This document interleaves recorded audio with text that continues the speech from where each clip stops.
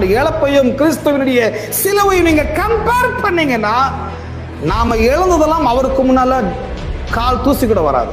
கடவுளுக்காக நான் IAS officer பணியை விட்டுட்டேன். கடவுளுக்காக என்னுடைய சந்தோஷத்தை விட்டு இழந்துட்டேன். கர்த்தருக்காக இந்த உலகத்தின் வேலை வேணான்னு உதறி தள்ளிட்டேன்.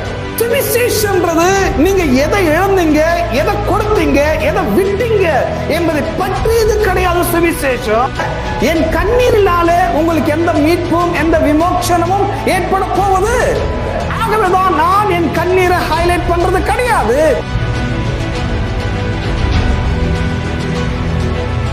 எது சுவிசேஷம் நீங்க பெரிய ப்ராப்ளமாக இருக்குது. நிறைய நேரங்களில் நீங்க கூட கவனிச்சிருப்பீங்க, நான் சுவிசேஷத்துக்காக அழைக்கப்பட்டேன், நான் சுவிசேஷத்தை சொல்ல போறேன், சுவிசேஷத்தை சொல்ல போறேன்னு சொல்றாங்க. சுவிசேஷத்தை சொல்ல போறேன்னு சொல்றவங்க ஏதோ சுவிசேஷமா சொல்றாங்க. ஏன்னா ஜஸ்ட் கேட்கறதெல்லாம் சுவிசேஷம் கிடையாது, சொல்றதெல்லாம் சுவிசேஷமும் கிடையாது. இது சுவிசேஷம் about God and about cross. கிறிஸ்துவை பற்றியது, கிறிஸ்துவின் சிலுவையை பற்றியது. கிறிஸ்துவை பற்றி ஒருத்தருக்கு சொல்றாங்களா, கிறிஸ்துவை பற்றின விவரங்களை உங்களுக்கு போதிக்கிறாங்களா, அதுக்கு பேர் தான் சுவிசேஷம். சிலுவை பற்றி போதிக்கிறாங்களா, சிலுவை பற்றின விவரங்களை உங்களுக்கு அறிவிக்கிறார்களா, அதுதான் சுவிசேஷம். குட், நல்லது, அதை கேளுங்க, அதை நீங்கள் பிலீவ் பண்ணுங்க, அது உங்களை வெற்றிகரமான வாழ்வுக்கு நேரம் உங்களை வழி நடத்தும். ஏன்னா என்னுடைய நாட்கள்ல நான் கவனிச்சது, இதுக்கு எனக்கு முன்னால பண்ணினவருடைய பிரசங்கத்தை நான் கவனிக்கிறேன், இந்த நாட்கள்ல பிரசங்கத்தையும் நான் கவனிக்கிறேன்.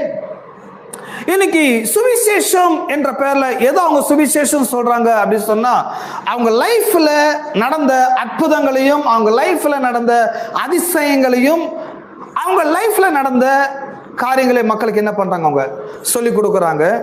ஸோ நிறைய நேரங்கள்ல அவருடைய போதனைகள் நல்லா இருக்குது, அவருடைய சொல்றது அந்த அவர் லைஃப்ல கடவுள் இவ்வளவு அற்புதம் பண்ணாரு, அற்புதங்கள் அதிசயங்களை பண்ணினாரு அப்படின்னு சொல்லி இன்னைக்கு ப்ரீச் பண்ணாங்க. பட் அது சுவிசேஷம் நினைக்கிறாங்க, பட் அது சுவிசேஷம் கிடையாது. இன்னும் சில நேரங்களில் எதை சுவிசேஷமா சொல்றாங்கன்னு சொன்னா, சிலர் சொல்றாரு 1999 வருஷத்துல நான் IAS ஆபீசராக பொறுப்பேற்று கொண்டிருக்கும் பொழுது என்னோட அறைக்குள்ள ஒரு தேவ பிரசன்னத்தை நான் பார்த்தேன். அந்த பிரசன்னத்தில், மகனே இந்த IAS ஆபீசர் பணி செய்ய போறியா அல்லது என்னுடைய சுவிசேஷ பணியை செய்ய போறியா அப்படின்னு அந்த ஒளி என்னோடு பேசினது. அன்று முதல் இந்த IAS ஆபீசர் பணியை நான் தூக்கி எறிந்து விட்டுட்டு இந்த சிலுவை பற்றி, இந்த சுவிசேஷத்தை சொல்ல நான் வந்திருக்கிறேன் அப்படின்னு சொல்லும்போது, நல்லா கவனிச்சீங்கன்னா இந்த IAS ஆபீசர் தன் வாழ்நாள் முழுவதும் எதை சுவிசேஷமா சொல்லுவாரு அப்படின்றத கொஞ்சம் அனலைஸ் பண்ணீங்கன்னா, அவர் தன்னோட லைஃப்ல அவர் இழந்த அந்த IAS ஆபீசர் உத்தியோகத்தை பெருசா பேசிட்டு இருப்பாரு. கடவுளுக்காக நான் IAS ஆபீசர் பணியை விட்டுட்டேன், கடவுளுக்காக என்னுடைய சந்தோஷத்தை விட்டு இழந்துட்டேன், கர்த்தருக்காக இந்த உலகத்தின் வேலை வேணான்னு உதறி தள்ளிட்டேன், அவருக்காக இந்த பணியை நான் தேர்ந்தெடுத்தேன். இது ஏதோ சாதாரண பணி மாதிரி. எந்த பணி ரொம்ப சாதாரணமான பணி? இந்த சுவிசேஷம் சொல்றது இருக்கிறதுல ரொம்ப ஒஸ்டான ஒர்க்கு, இதோட பெஸ்டான ஒர்க்கை நான் என்ன பண்ணிட்டேன், இழந்துட்டேன்னு சொல்லி அதை ரொம்ப பெஸ்டா பேசி இதை ரொம்ப ஒஸ்டா பேசி நிற்பாங்க. சுவிசேஷம்ன்றது நீங்க எதை இழந்தீங்க, எதை கொடுத்தீங்க, எதை விட்டீங்க என்பதை பற்றியது கிடையாது. சுவிசேஷம் சுவிசேஷம் என்பது என்ன? விண்ணுலகை விட்டு மண்ணுலகத்துக்கு வந்த கிறிஸ்துவை போதிப்பதுதான் சுவிசேஷம். தேவகுமாரன் என்றும் பாராமல் தம்மை தாமே அடிமையாக்கி, அடிமையின் சாயலாக்கி, வெறுமையாக்கி, நமக்காக மனு அவதாரம் எடுத்து நம்மை மீட்கும் பொருளாக கிறிஸ்து உலகத்துக்கு வந்தவா, அவரை பற்றி போதிப்பதுதான் சுவிசேஷம். சுவிசேஷம்ன்றது நான் எதை விட்டேன்றது சுவிசேஷம் கிடையாது, கிறிஸ்து எனக்காக எதை விட்டார் என்பதுதான். ஆமென். அதான் சுவிசேஷம். கிறிஸ்து உங்களுக்காக விண்ணுலக விட்டாருங்க. சில சொல்றாங்க, உங்களுக்காக நான் கண்ணீர் விட்டு பிரார்த்தனை பண்ணி கொண்டிருக்கிறேன், சபைக்காக நான் கண்ணீர் விட்டு ஜெபிக்கிறேன். அது சொல்றாரு, பாஸ்டர் நவீன் என்னைக்காச்சும் உங்களுக்கா கண்ணீர் விட்டு இருக்கிறாரா?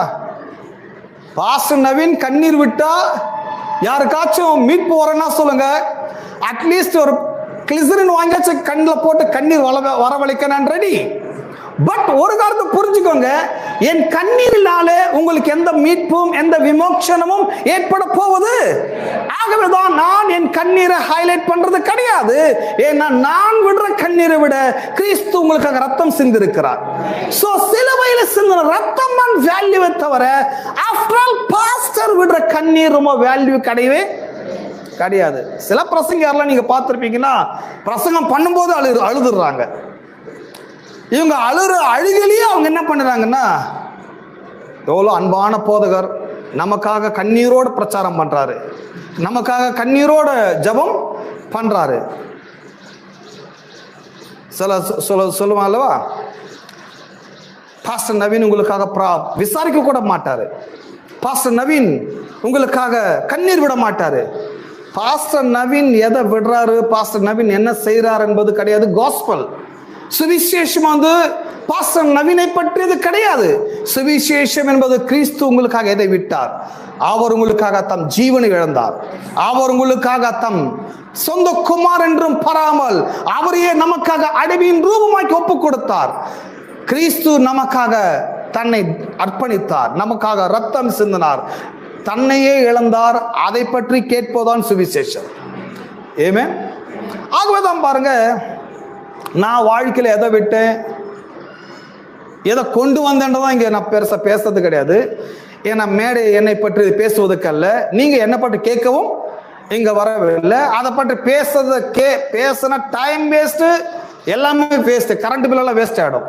ஸோ நான் இங்க எதை பற்றி பேச வந்திருக்கிறேன், என்னை பற்றி அல்ல, உங்களுக்காக நான் என்ன பண்றேன்றதை பற்றி அல்ல, கிறிஸ்து நமக்காக என்ன செய்திருக்கிறார், கிறிஸ்து நமக்காக விண்ணுலகை விட்டு வந்திருக்கிறார். ஆகவே தான் பாருங்க, நான் என்னுடைய நாட்கள் நான் கவனிச்சிருக்கிறேன், டாக்டர் வேலையே கடவுளுக்காக விட்டுட்டு வந்துட்டாரு. அவ்வளவு பெரிய பரிசுத்தவான்.